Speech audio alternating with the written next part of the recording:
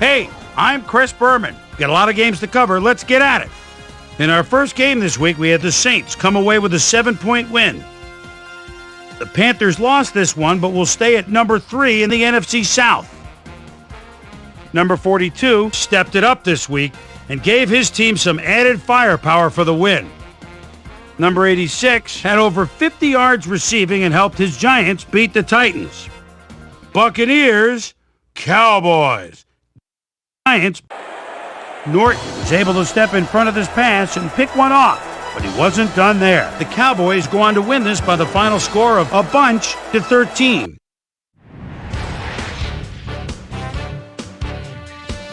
In upstate New York, Buffalo, we had the Bills edge their way to a narrow 3-point win. In a long-standing AFC rivalry, we had the Steelers pick up their 6th win of the year.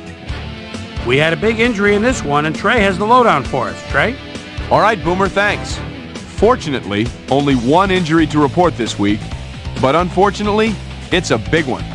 Shannon Sharp is going to find himself on the shelf, and that will be a major blow to his team. So that'll do it for now. Chris, let's send it back to you. Bears, Patriots. You. Number 81 came up with a huge play here as they cover a lot of real estate on this one. The Patriots win this one by the final score of 30-10.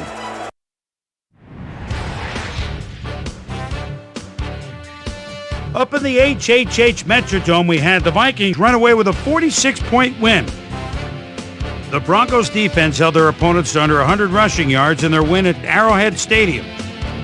The Jets won at home, but will take to the road next week to meet the Packers. Eagles, Colts. The Packers.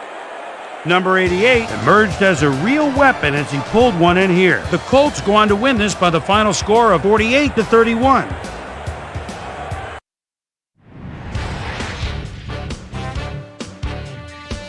The Bengals won this contest, but will stay at the first place in the AFC North. The incomparable Jerry Rice stepped it up this week and gave his team some added firepower for the win. Number 25 receiving and helped his Raiders beat the Chargers. Packers, Seahawks. Raiders, Brett Favre had it working as he connected with his man here for a big one. The Packers win this one by the final score of 33-9. So let's change things up a bit and turn to a guy that's had his eye on the college game, and that's our own Mel Kiper Jr. He joins us now. Mel, your work never ends, I know. Believe me, I know better than anybody else.